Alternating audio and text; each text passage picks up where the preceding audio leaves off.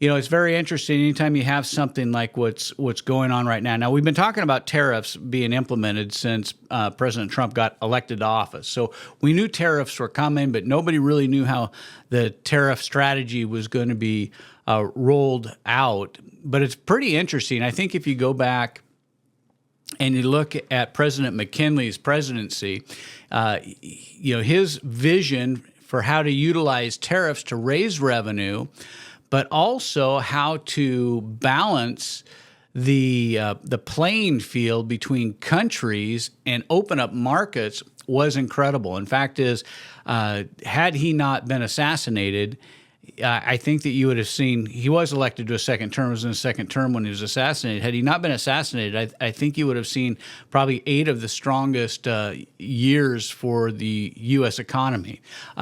Teddy Roosevelt, who preceded him as our president, really didn't understand, I think, McKinley's vision for tariffs, even though he did win 2 terms and is an iconic president in U.S. history with his bully pulpit and his very strong persona.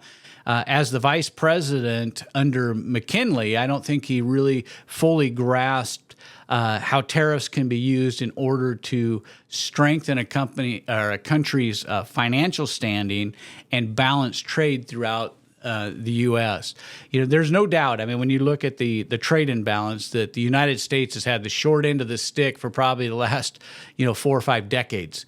It has been pretty brutal, the trade agreements that we currently have. Now, they tried to fix it with NAFTA and with the free trade agreement between Mexico and Canada and balance out some of those. But even so, there's been a lot of hindrances in it, and certainly with China, where China has gotten favored, they've tried to get them favored nation status. They've got them into the world economy.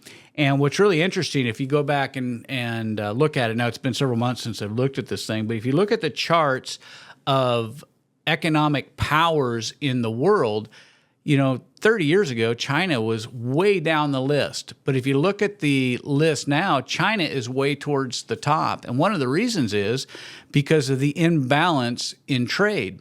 Between slave labor, very low pay, and manipulated markets in China, they're able to build stuff very cheap and flood our marketplaces. And what that does is it takes manufacturing out of the U.S.